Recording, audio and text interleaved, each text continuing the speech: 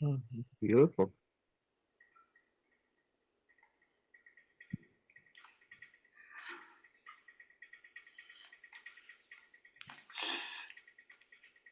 There's some neat illustrations. I don't, and this is about the sutra. Then we're going to read the sutra with a translation by Robert Thurman, and then we're going to read a book that's a commentary on the sutra by Joan Sutherland.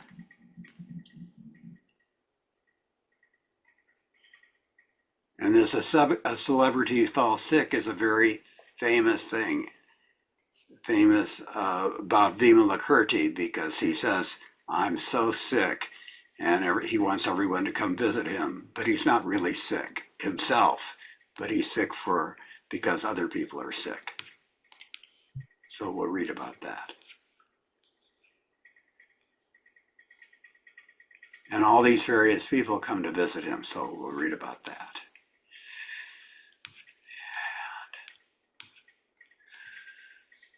And I'll make it bigger. So this first part of Celebrities Fall Sick is not the sutra. Correct. It's a writing sort of about the sutra Yes, by this person. Zen master. Which I'm trying to make bigger. Just a second.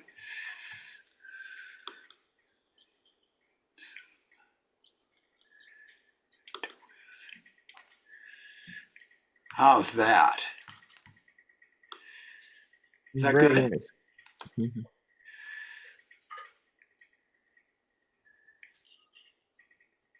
And I have the easiest time if we read in alphabetical order, which is a little bit of a disadvantage for Anne, because she's always first. Only at the beginning. You can blame your mom. Okay, Anne, and then Cassie, and then Emily, and then Kim, and then Melissa, and then Mylène. And then when Ed comes, he'll go before Emily. I think Mylène had to lay down. She said something in chat. Oh. I can read, and then it's Nelda. Then is Oh, I'm not seeing Nelda. Okay. Great, thank you. And so I can't see the title of but I imagine it is a Oh, I'm sorry. There we go. By Gyeongsar Khyentse Rinpoche. Thank you. Some 2,500 years ago, a man in northern India changed the course of spiritual history. Since then, his impact and influence have been so profound and far-reaching that even today, people are blessed with a natural sympathy and affinity, not only for him, but for his groundbreaking ideas and unique wisdom legacy.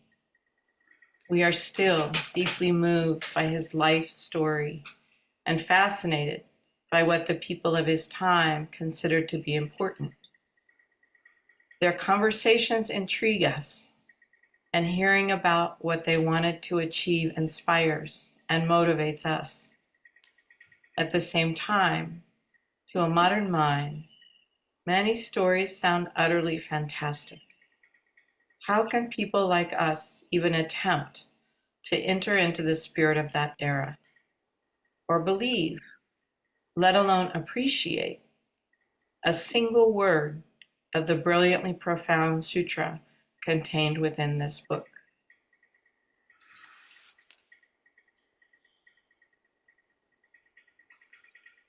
Cassie?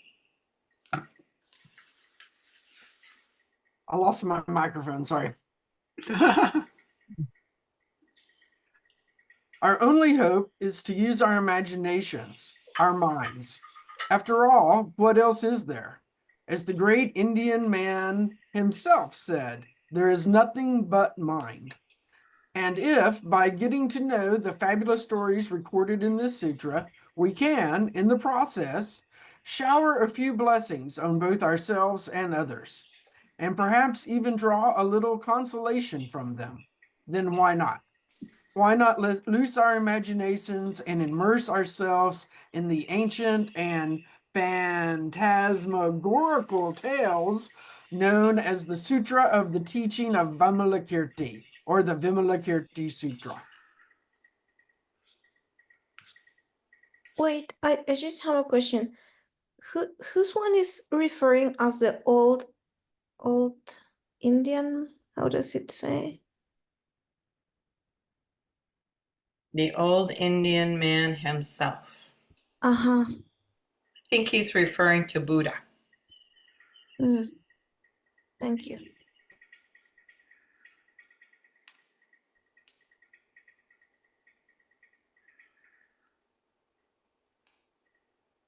I am asking because this Egyptian text, the Gibalion, starts like that. There's nothing but mind, and I found it interesting.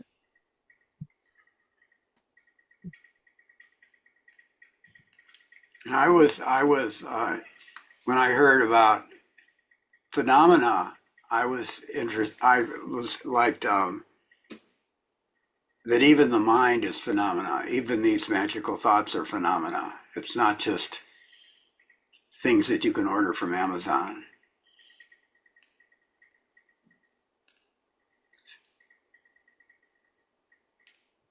So the great Indian man himself, is that what you were asking about, that line? Yes. I'm wondering if that's Vimalakirti.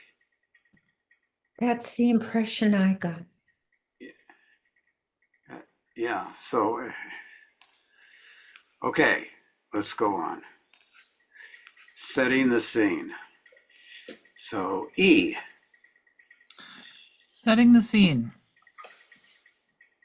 Many of the conversations recorded in the Vimalakirti Sutra take place in a mango grove. Mangoes were, and are, a very popular fruit in India, and groves of mango trees have been cultivated throughout the country for centuries. But it's not the fruit of the mango that is important to this story. It's what happened beneath the branches of one particular mango grove in North India. Whenever I think of it, I'm filled with a vivid sense of the enormous number of wisdom teachings that were given, discussed, and debated beneath its boughs. I also remember that this great Indian man often used the mango as an example. He said that human beings develop in the same way mangoes do. Some of us ripen on the outside, but not on the inside. Others ripen on the inside, but not on the outside. Others still ripen both inside and outside, or don't ripen at all.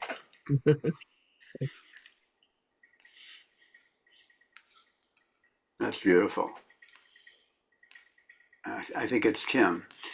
What is it like in that mango grove, I wonder? Can you imagine it?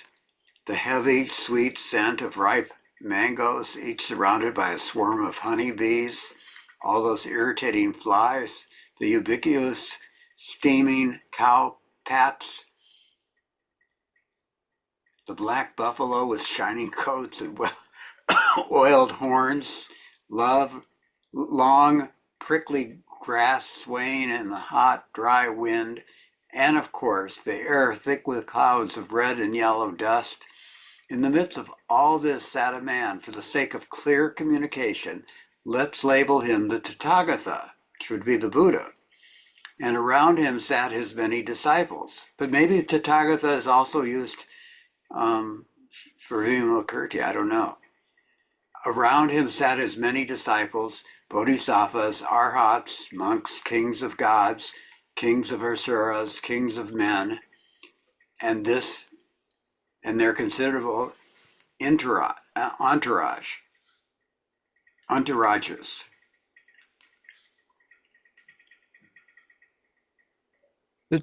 The Tara soup.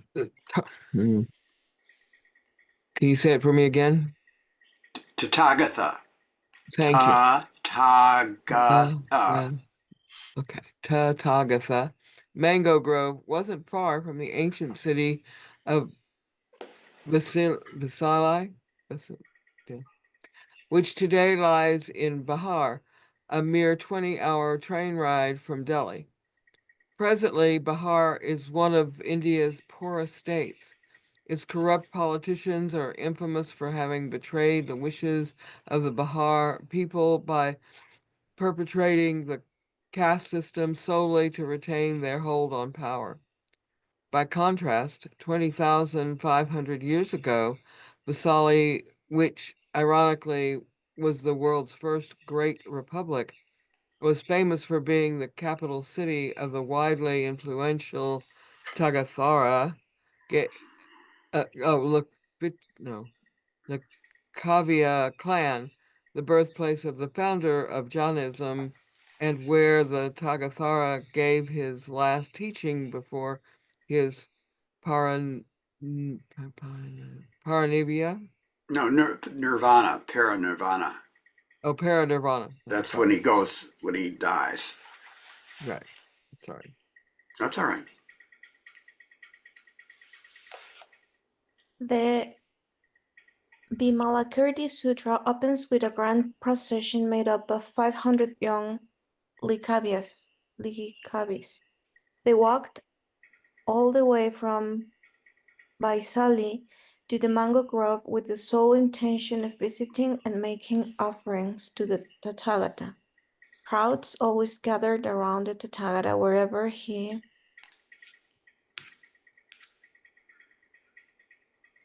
And there they are. It's beautiful. Mhm.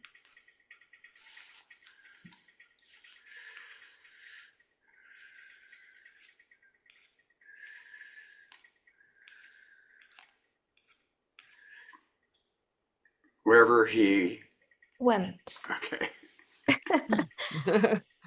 But this shining cavalcade of 500 beautiful young men and women, decked out in all their finery, each bearing an exquisite bejeweled parasol as a gift of the Tathagata, was unique. What a glorious sight! I wish someone had had a camera, someone like the great Japanese filmmaker Akira Kurosawa, perhaps. But even the mighty Kurosawa's unerring eye, like a tiny insect starting into the infinite sky, would have been unable to take in all that went on that day.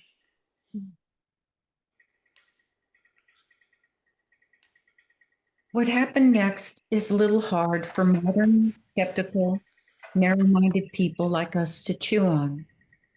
Our minds are as small as the wood louse that gnaws a hole in a piece of wood, then thinks that must be the sky. Even smaller, actually, and therefore virtually incapable of fathoming what came next. Is it just a tall story? Some might think so, or at best that it's a miracle.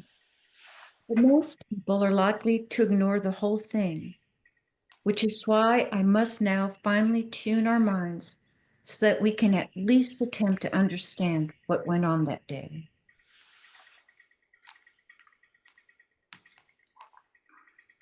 Try to keep your heart and mind open as you picture the scene in your mind's eye. The Lichavis arrive at the mango grove and offer their 500 parasols to the Tathagata. He graciously accepts them all and blesses them. In an instant, all 500 parasols become one, beneath which the Tathagata places the entire universe, not just the few planets that we human beings have managed to name, like Jupiter and Mars, the entire universe. And everything fits, which is precisely where our problems begin.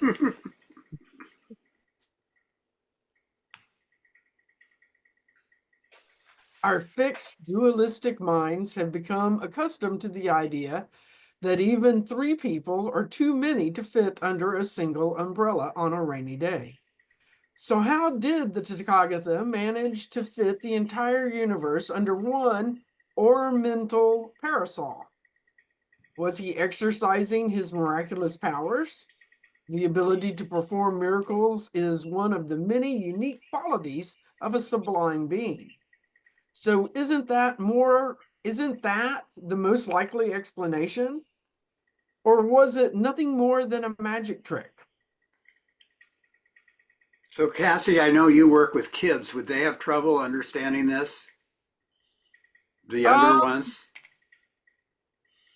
I don't think so. I think that they would just be fine with that. They all fit. All right, fantastic. Because they're not already grasping something that they're trying to make it fit into.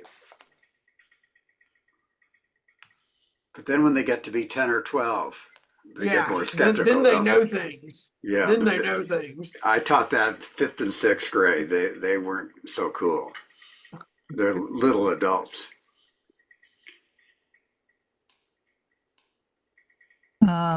Those of you with particularly critical and skeptical minds might be tempted to dismiss the whole incident as a fanciful Buddhist myth. But whatever you think right now, just bear this first story in mind. If you do, as the sutra unfolds, you might begin to understand why it's so important.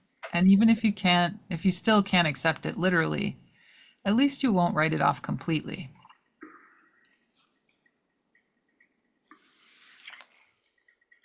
Before we go on, I must tell you that the Tathagata is also known as the Buddha. In fact, Buddha, the Tathagata, had many different names. Bull of a man, lion of the Shakas, king of the bipeds. He was also known as the king of the foe destroyers, an arhat. But in his case, foes weren't people. They were his emotions and his habit of clinging to his ego. Throughout his previous 1,000 lifetimes as a bodhisattva, the only things the Tathagata ever destroyed were his emotions and his ego. He never once harmed a single being.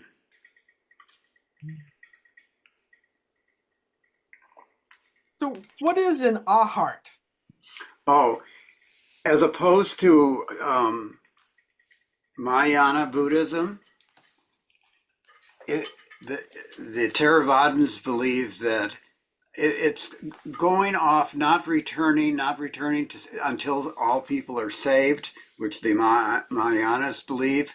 So our arhat is someone who becomes enlightened and then never returns and is forever, he's gone. Anne, do you want to add anything to that? Yeah, so it's kind of the first stage of a bodhisattva. It's someone who has realized what we think of as enlightenment. But a bodhisattva then says, I'm staying here until everybody gets it. And an arhat says, great, I get to go off now. It's not it's not our aspiration as Zen practitioners to be an arhat, but for many Buddhists, it's the end. I mean, it's what they want to do. I think it's the difference between individual realization and community realization. And remember that, like as we hear about Vimalakirti and his sickness, that a bodhisattva would be sick if anyone was sick, as opposed to an arhat would be sick if he stubbed his toe. Well, that's a bad thing to say. And I think really when you get down to it, like they endlessly teach, as they're training to be or going toward that goal of being an arhat. So we shouldn't be prejudiced against them. Okay, I think after me is Melissa. Where is the Buddha field? After the Tathagata blessed the parasol and placed the whole universe beneath it, the Likavayas praised him at great length, then asked a very important question. Where is the Bodhisattva field? During Buddha's lifetime, this question was a bit like a contemporary Christian asking, "Where is heaven?" Buddha's very long answer began with, "This is it, precisely where you are sitting. This mundane, Samaraic place is Bodhi Field."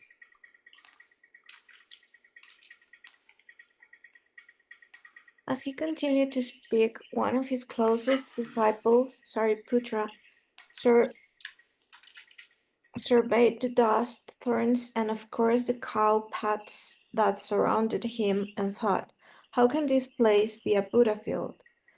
That sounds like a doubt, doesn't it?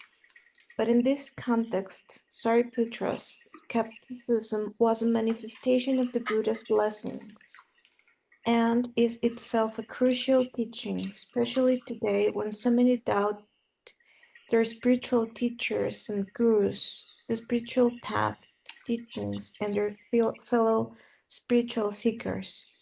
Thanks to this story, though, we now know that it's possible for a doubt to arise as a result of the Buddha's blessings. But please remember, not all doubts are blessings. I wanted to stop there.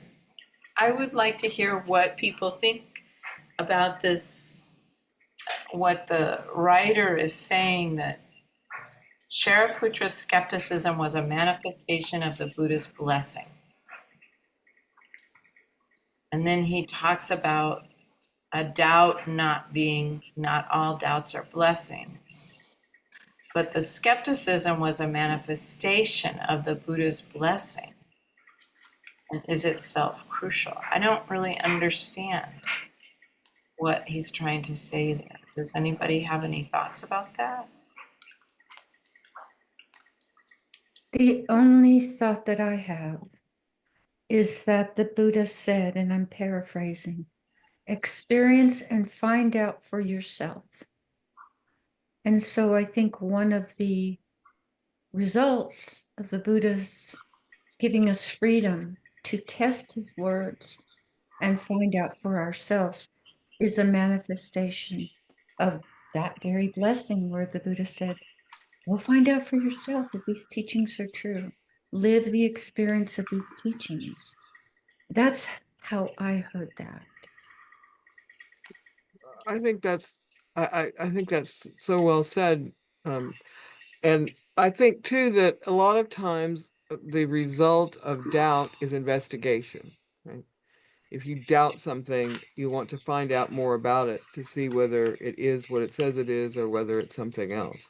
So I think it's an invitation to learn more, and to investigate deeper our own thoughts and feelings about the teaching.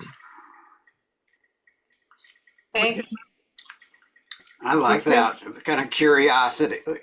Mhm. What was coming up for me was the idea that certainty is a closed mind. I'm not going to think about anything if I'm certain about it. And if I'm have a closed mind, then I can't possibly be open to anything, which is what the Buddha's blessing would be about for me, is to have an open mind. You know, we have. Hey, Ed. Oh, hey Ed. Hi, Get you everybody. for Sorry more I'm than late. for all. Well, it's great that you're here. So we have ignorance on the one hand, and then we have not knowing is most intimate on the other. You know, far apart. And I think this, for me, this doubt that's a blessing is kind of when you're curious, when you don't know. It's different than just being ignorant.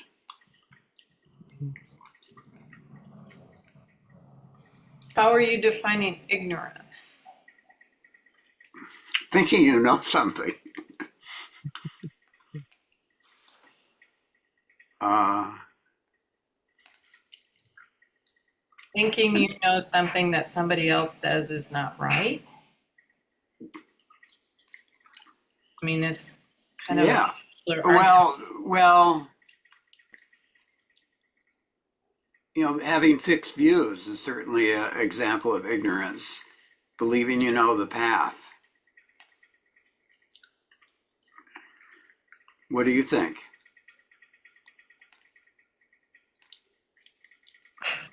Buddha used the word uninformed worldling, and that's certainly someone who's not even at the point of doubting. They're just clueless. Yeah, it's very tricky. Once you start deciding you know better than somebody else and they don't know as much as you. Yep. Very tricky thing.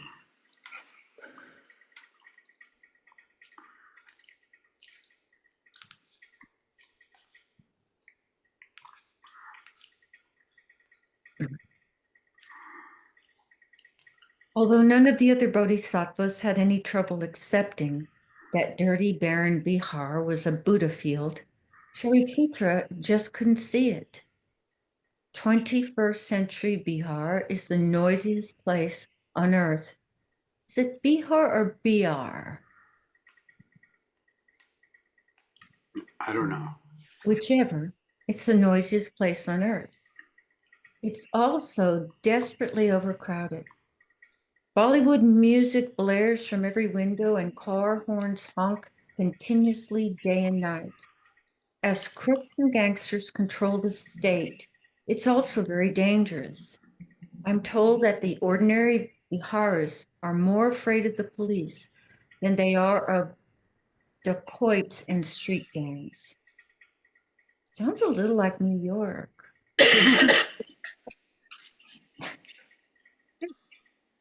How can this place with its bare rocks, dust, thorns, treacherous cliffs,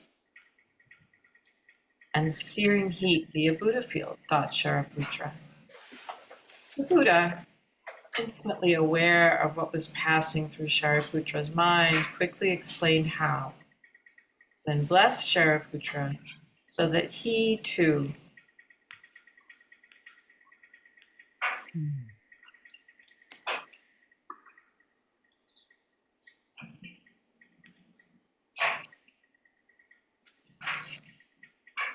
could see the pristine, blissful Buddha field they were standing in, devoid of cliff, abyss, or danger.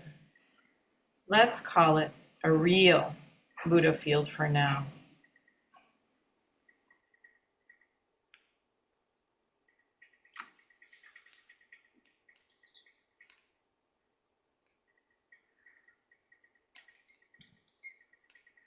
Buddha opened Shariputra's eyes in the same way a good art teacher can demonstrate the greatness and significance of an otherwise incomprehensible piece of modern art. By explaining how the artist reinterpreted the rules of composition and color, the intent behind the work, the courage such a radical approach required, and the prevailing social attitudes to art, a teacher can reveal why an artist like Picasso, for example, is so highly thought of in the art world. Once the student's eyes have been opened to the brilliance and outrageousness of Picasso's approach, they will begin to see that what initially looked like nothing more than a bicycle seat and a broken pair of handlebars is in fact a bona fide work of art. But of course, it goes without saying that Buddha accomplished much more than that when his blessings made it possible for Shariputra to see the filthy Bihar as a Buddha field.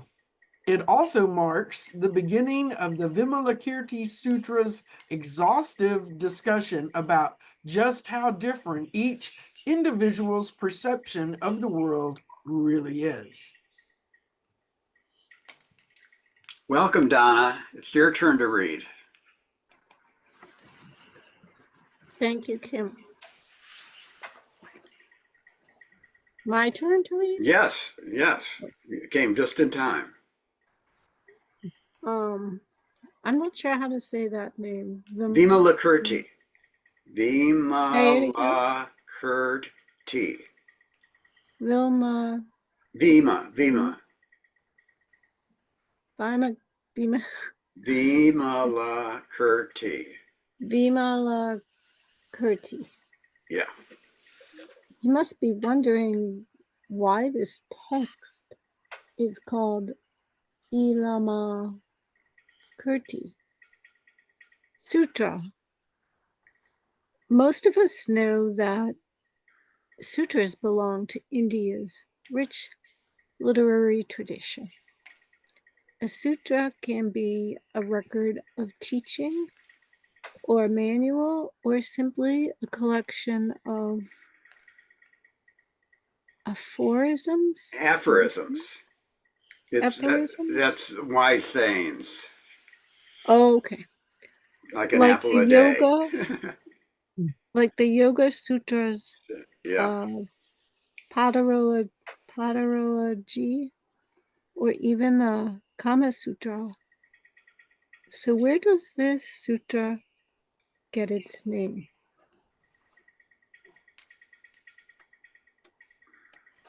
Ed, would you like to read? You want me to I will. continue? No, that's fine. Ed will go next. Okay. One of Vaisali's most successful and popular citizens at that time was a Lichavi called Vimalakirti. He was a layperson. Please bear this in mind. It's important because back then, the most highly revered and valued members of Indian society were the, here we go, some sannyasins, or monks and renunciants, not of Indians, not lay people, and especially not lay people who kept the sort of unconventional and extremely colorful company that Lichavi Vimalakirti delighted in. These days, we'd probably describe a brash, extravagant, newly wealthy person as nouveau riche, vulgar and ostentatious. The nouveau riche do things like plate every tooth in their head with gold or rush to buy the new Hublot $1 million wristwatch without having seen it, or spend $60,000 on a crocodile skin Hermes handbag. They overdo everything, as did Vimalakirti. He was, in fact, a truly accomplished master of profligate excess. Profligate excess. Whew. Trying to make my tongue work today. Sorry.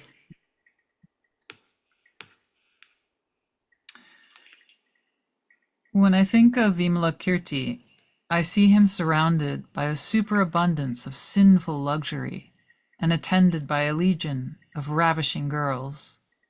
2 to hold his spoon for him, 2 to hold his plate, 2 to put fruit on the plate, 2 to peel his grapes, and probably even 2 to pop them in his mouth. I imagine him lazing for hours in a silk hammock as he gazed out of his bedroom window at exotic views of the Bihar jungle. When he ate, it would have been at a mahogany dining table on a floating platform in the middle of a lotus pond. His food would have been presented on turquoise plates, and he would have drunk only the finest wines from priceless lapis lazuli goblets. Of course, I'm giving my imagination free rein here, but I have a feeling that imagining is not only allowed in this context, it's actively encouraged. Just read the text, it's all here, including marvelously detailed descriptions not only of his palace, but also his way of life. So does this challenge anyone's idea of what a good Buddhist does or how they live? It does mine. That's mine. Sounds like fun.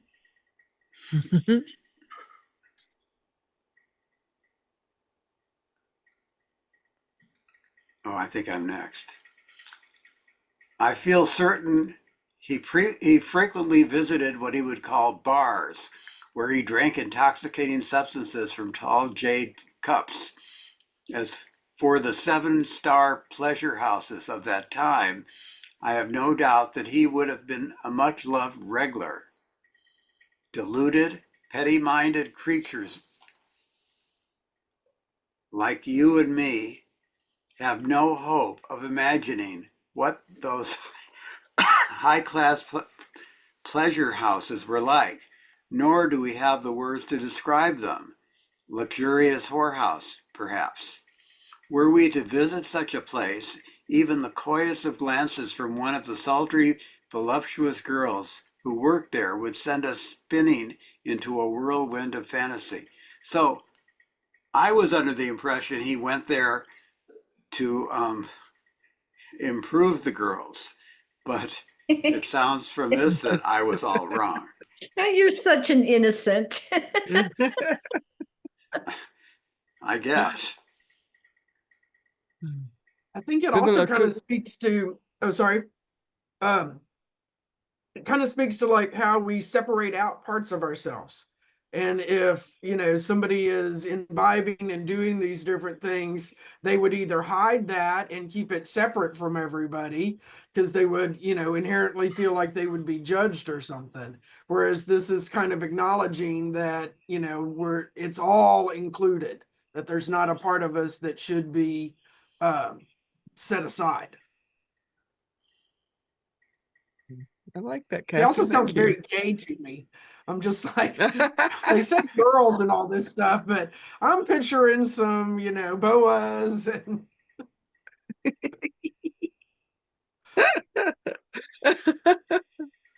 Oh my gosh, that's wonderful.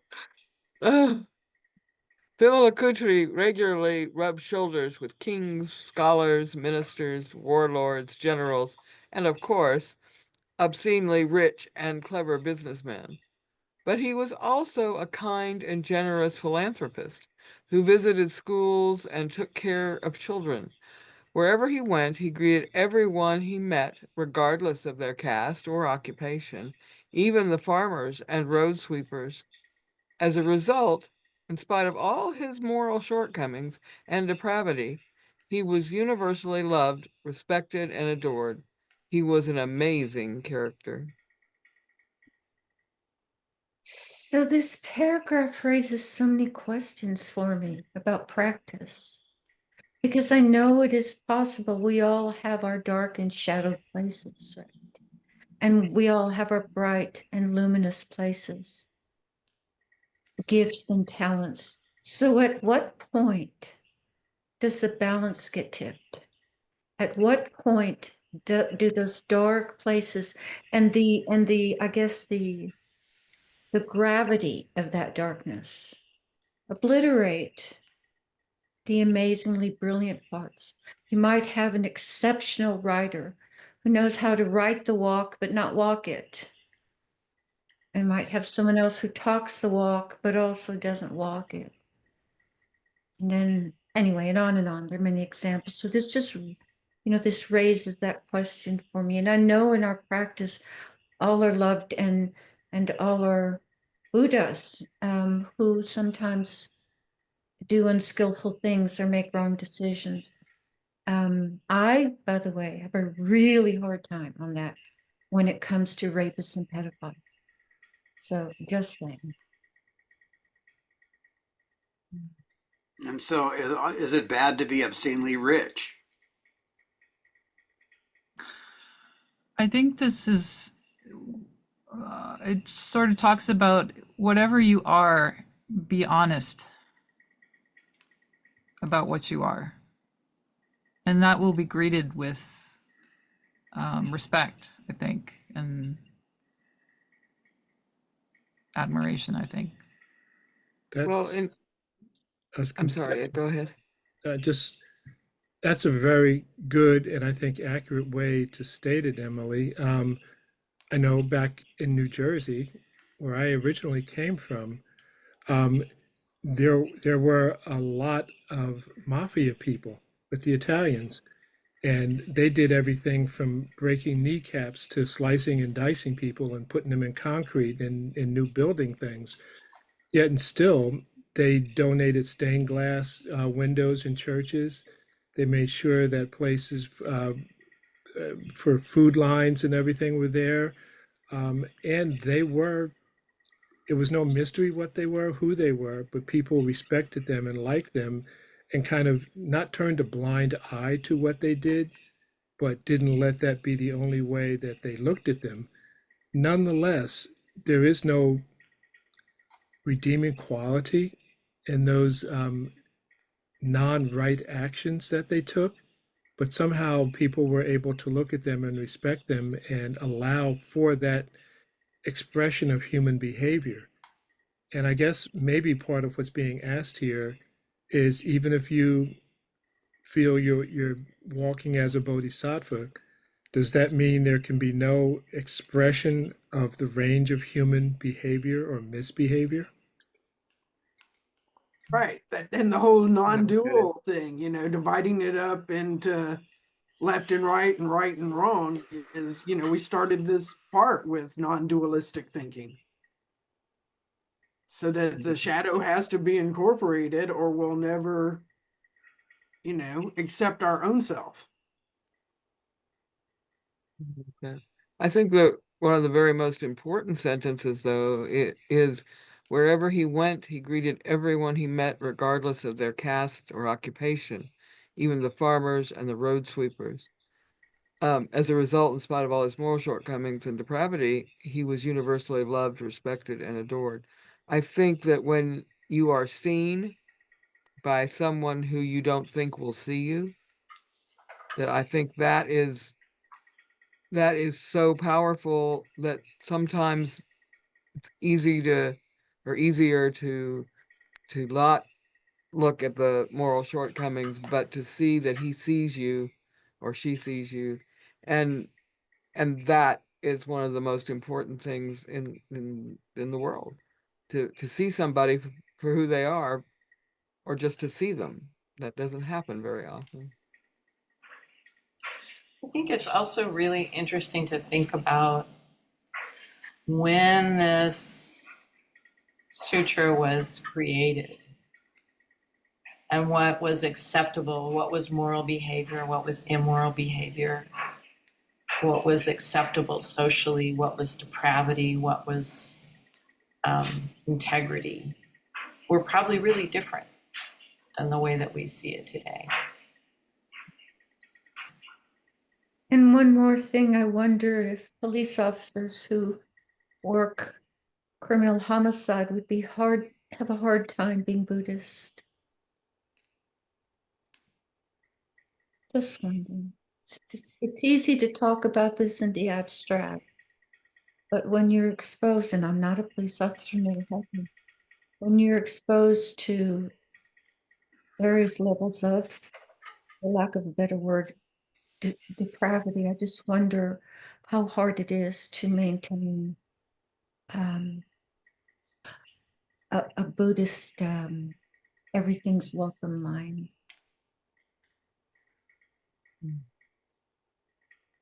I think it's the Buddhist mind, everything is welcome mind, is most easily accessible at the extremes.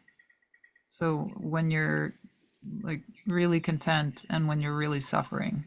And I think it's kind of hard to access it when you're kind of in the middle of the extremes.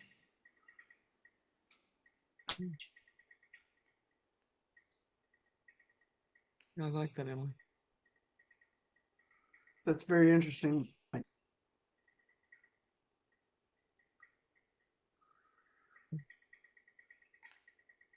Should I continue? Sure. So Vimalakirti is a hero of this story. We meet him just after he had fallen ill, and this illness of his becomes the driving force of the sutra. Vaisali was a buzz, but with the news that Vimalakirti was in such poor health that he had taken to his bed. Flags of well-wishers turned up at his place, and you can just imagine the kinds of questions they asked him. Are you drinking enough water? Are you getting enough rest? Have you tried the organic juice cure? Or one of the other miracle cures being touted in the time, and so on.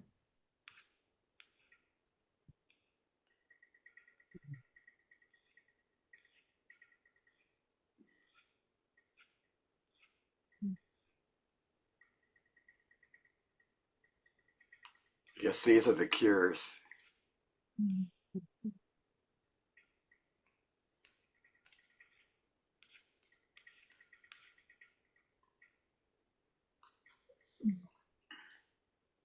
All of his friends, acquaintances, and everyone who knew him was genuinely concerned, and the city overflowed with visitors wanting to know how he was, all except one very special friend.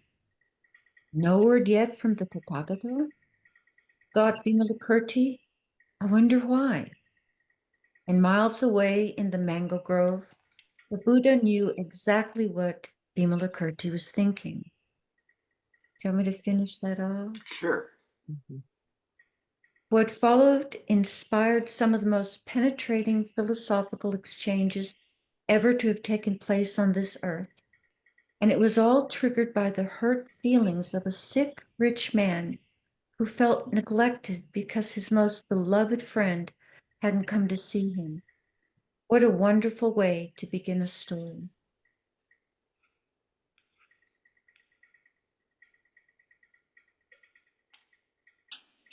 Shariputra. Shariputra, as I've already mentioned, was one of the Buddha's closest apprentices and of great consequence in the Sangha. Temple murals usually show him standing on the Buddha's right-hand man. Not only was Shariputra renowned as the cleverest and the most quick-witted of all the Buddha's students, second only to the Buddha himself in terms of wisdom, he was also a pristinely pure monk. Remember this, because in a few pages it will look as though Vimalakirti is making fun of him. And when he does, it's important you remember that Shariputra was neither a fool nor an idiot.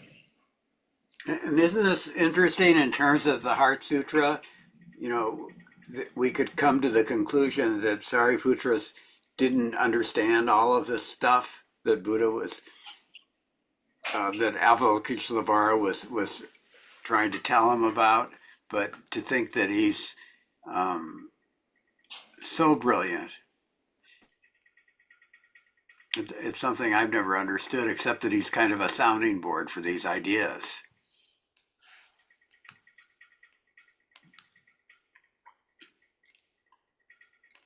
So he doesn't come to visit Vimalakirti, and then we'll read this. Go on. Someone wanted to start to say something?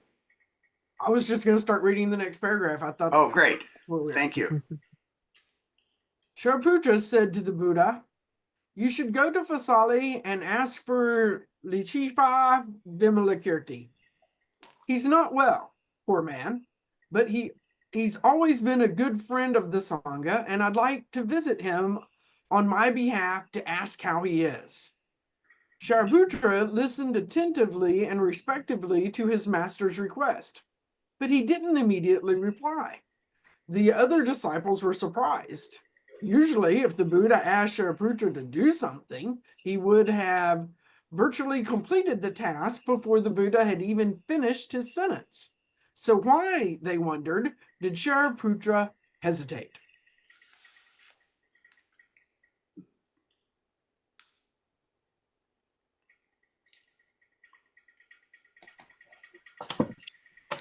After an uncomfortably long pause, Sariputra made a gesture of profound respect to his master, then began to speak.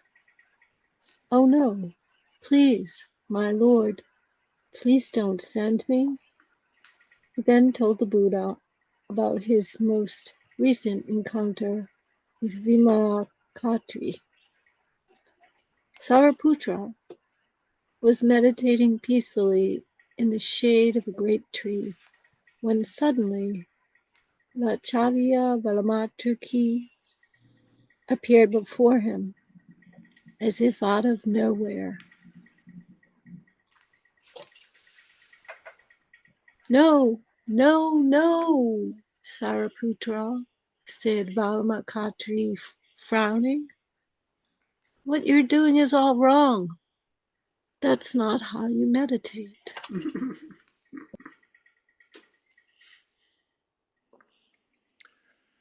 What follows is an extraordinarily profound teaching during which, with astonishing mastery, Vimalakirti scrutinizes, dismantles, and deconstructs the myth of meditation. Remember, Sariputra was no charlatan. He was an authentic, highly realized master of meditation and exceptionally accomplished spiritually. His meditation was far more refined than we can even begin to imagine. For any of us to attempt to assess or judge the extent of his practice would be as ridiculous as trying to hold the entire sky in the palm of one hand. But of course, remarkable beings like Sariputra would have seen no difference between the two, or between a handful of dust and a kilo of gold. He was a big-time Buddhist. Nothing about him could be described as small-time. Yet it was Sariputra to whom our friend, our hero, Vimalakirti, addressed his criticisms. I must confess that most of what he said is way beyond my understanding. But I have often wondered if their exchange was deliberately staged. To me, it looks as though Sariputra and Vimalakirti were acting out a scene in a play, perhaps as a way of guiding and liberating us to help clear away our confusion. And that's the way I take the Heart Sutra. Anyway. So For example, I'm sorry. Go on, Emily. oh, I was just going to continue reading. Oh, yes, that's fine. Did you want to say something? No, no. Oh, okay. For example, Vimalakirti said, "You should never depart from cessation, neither should you depart from post-meditation activities." What on earth is he talking about? Is he really suggesting that we should never either not meditate nor not meditate? Because that is how my limited mind interprets what these two exceptional beings were saying to each other. One of our biggest mistakes is that we automatically interpret "do not be distracted" to mean that we should abide, dwell, and concentrate. We never imagine it might mean let it float or let it be. At least that's what I think Vimalakirti is saying here. But it's difficult for ordinary practitioners to stop imagining that meditation is all about abiding, because initially that is what we are taught to do.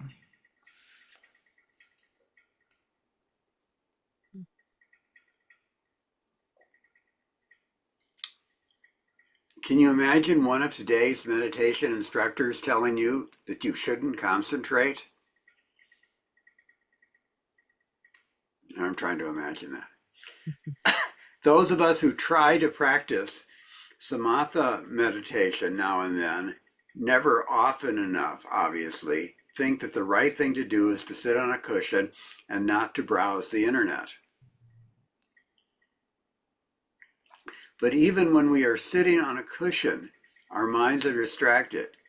Instead of meditating, we replay an argument we just had, or worry about the state of our bank balance, or our latest emotional crisis.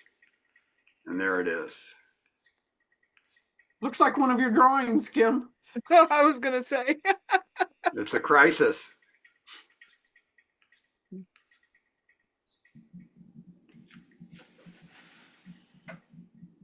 Today's meditation teachers encourage us to respond to our wilder thoughts with, "No, I'm not supposed to think like that. I should bring my attention back to my breath and focus on the sensations I feel on the skin below my nostrils," which we try to do. But of course, it doesn't take long for us to start thinking about our problems, and so again, we bring our minds back to breathing. It's a good method, a necessary one, and certainly a step in the right direction. But from the Malakardi's point of view, this kind of meditation is far from ideal.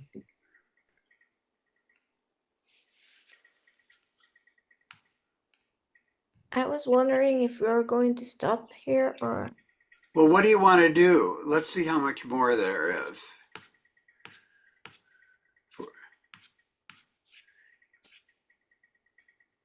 I think we ought to finish this section.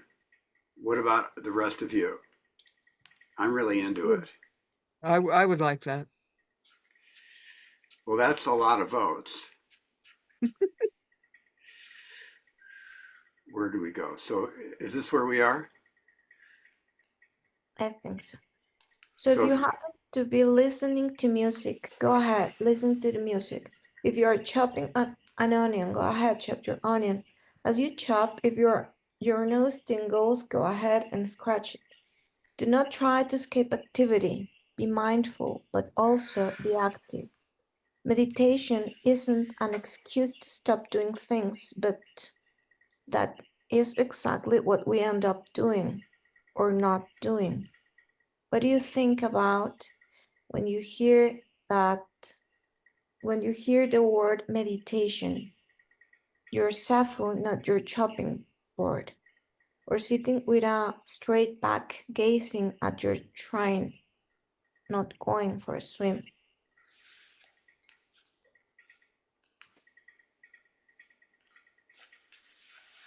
Incidentally, the Vimalakirti Sutra isn't a gradual teaching.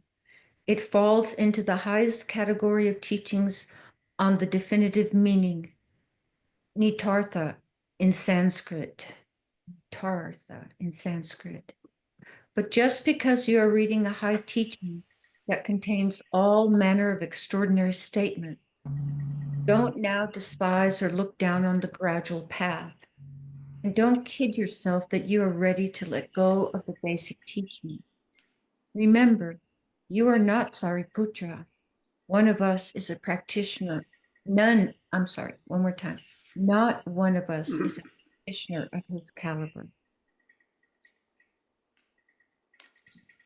At the same time, by reading this sutra, we can eavesdrop on some uniquely insightful discussions that contain a great deal of information we need to hear. If we ignore these teachings or don't bother to read or listen to them, chances are that the Buddhism of the future will pale into insignificance. Practitioners will end up doing little more than sit on zafus, eat vegetarian food, and pursue personal happiness and nonviolence, which is utterly pathetic.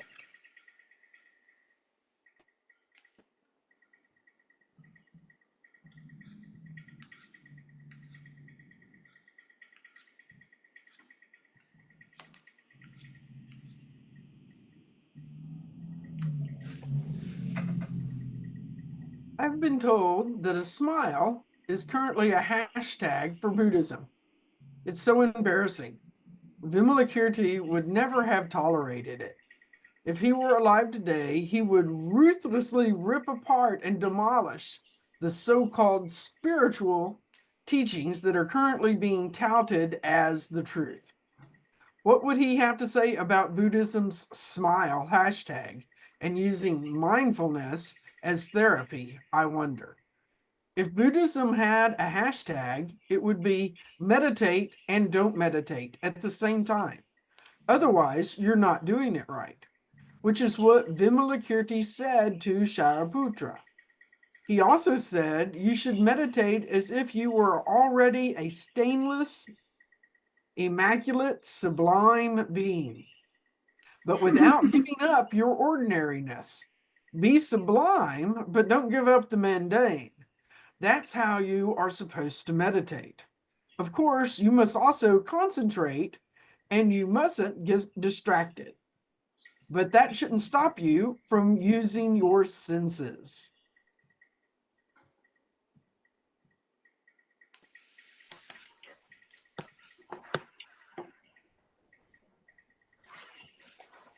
When we hear the word meditate, what do?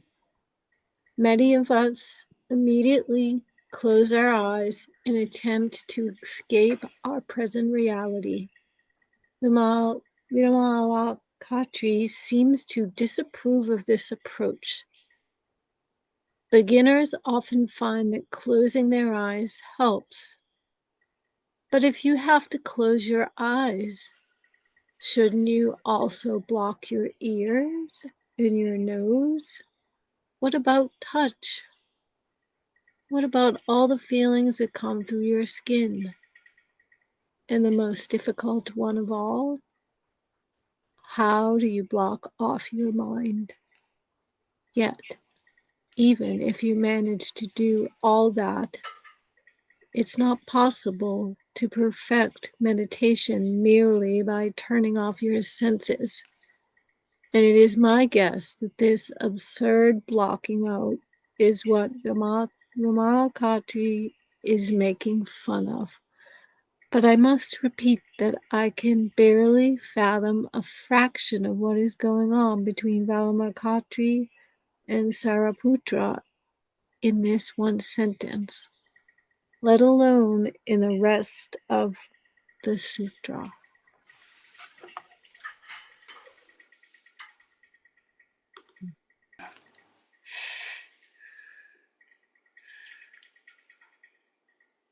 Or we could just look at each other, which would be great. Who would like to share something? Ed? Oh, someone raised their hand. Donna, yay.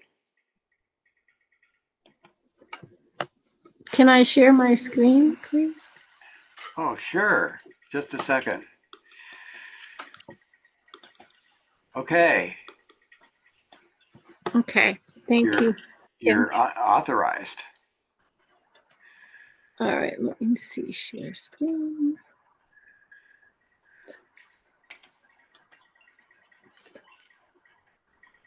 Okay.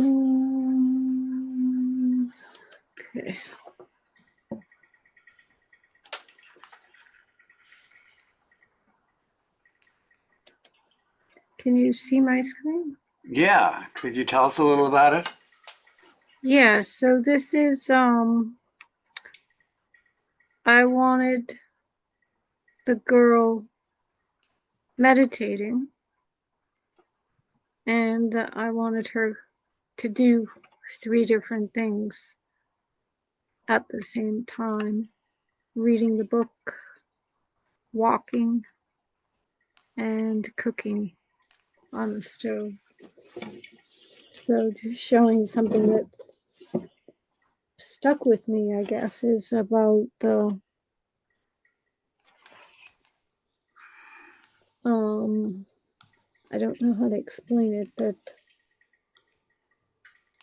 trying to be quiet, maybe. I don't know, I'm not sure. I guess I got from it, that it's almost doing 2 things at the same time, I think, is what I got from it. It meaning meditation. What's that? What you said, it is about doing 2 things at the same time or something. But did you mean? Oh, from the reading that, yeah, meditation is Okay. doing 2 things at the same time. And the reason I'm showing 3 is just showing, it's through, through all activities that you can imagine. Thank you. So meditating when you're reading and you're walking and you're cooking, as examples. Thanks. Thank you.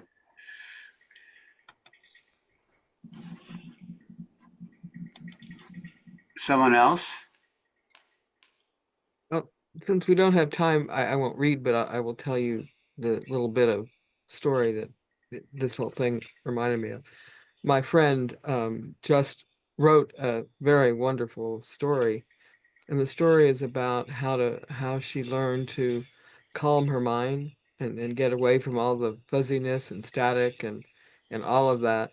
And the way that that came about was fairly recently. Her cousin taught her how to weave Cherokee basket. She's Cherokee. how to weave Cherokee baskets, and what that brought into her life to be able to still her mind and her body while concentrating on weaving the baskets. And I just thought that was just so like what we've been reading today.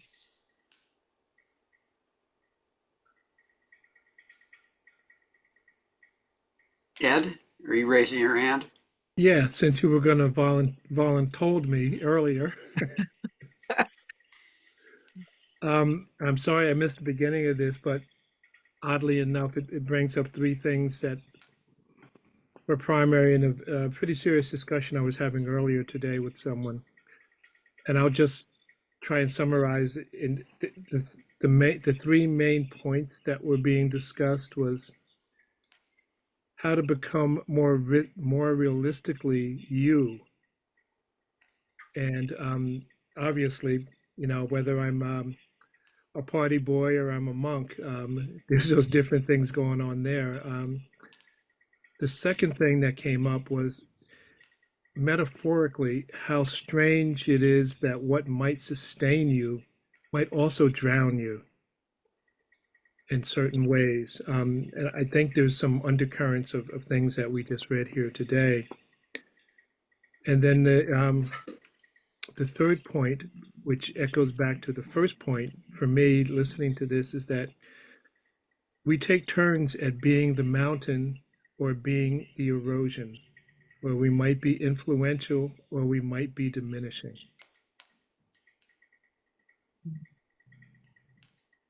That's it.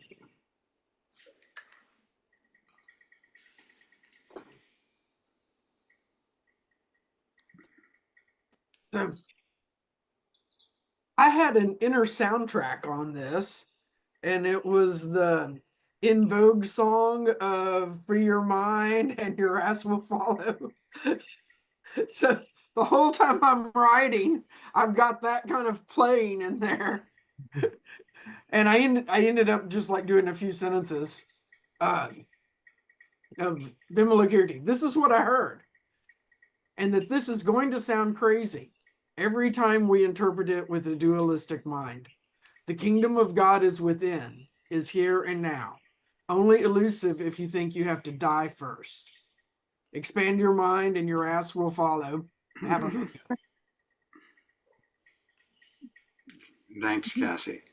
Thanks, Cassie. Malin? Had a small reflection that leads to nowhere. I wrote, all is mind. Being a mango is mind. Be disruptive in a caste society is mind. Miracles are mind. Being a Buddha is mind. Our life is mind. And how is it that mind is our life? Thank you.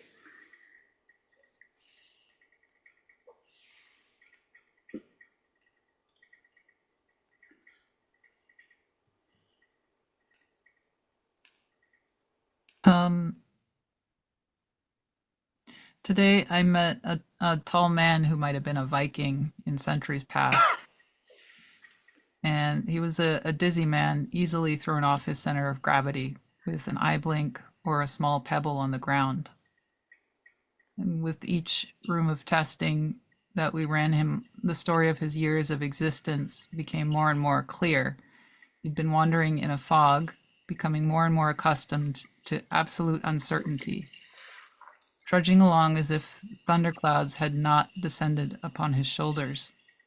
He no longer understood gravity as we do. He just accepted that it wasn't a friend, but a stranger to navigate with every second of his movement in this world.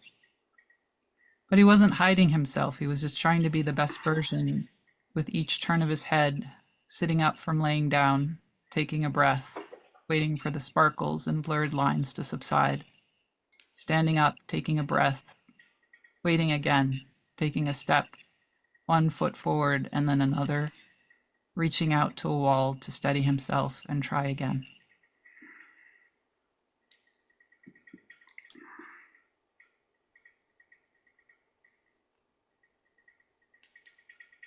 Two minutes, Nelda. Did Nelda fall asleep? It's your turn to read your piece. Are you Kim. me? Yes.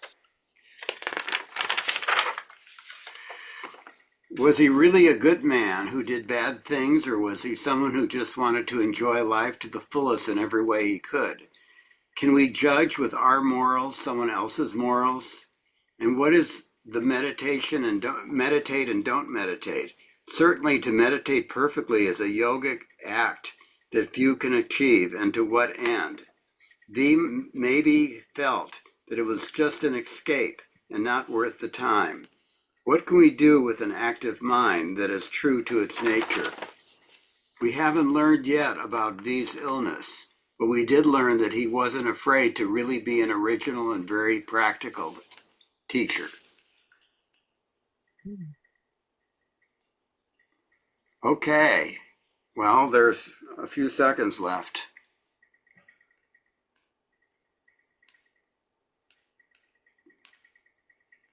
Well, this was fun. Thanks, everyone. Yeah, fantastic. Thank Wonderful you. to be That was with you. great. So glad you're back, Cassie. Yeah, I'm starting to get settled. So thanks a lot for starting this. This looks to be quite good. Definitely. Okay, have a good evening. Good night. What's left See of all it? y'all. Yeah, Ed's got a lot left of the evening. that's right. It hasn't even gotten to the evening. I Not wasn't yet. going to make that obvious point, but yeah, I am not a slave to the illusion of time. That's what I actually wrote about part of. what what is the hour? And Ed said. 3. Three. I should have said the hour is nigh. There you go. There you go. There you go. Yep. All right. Lovely, guys. Good. See ya. Take care. Bye. See you later.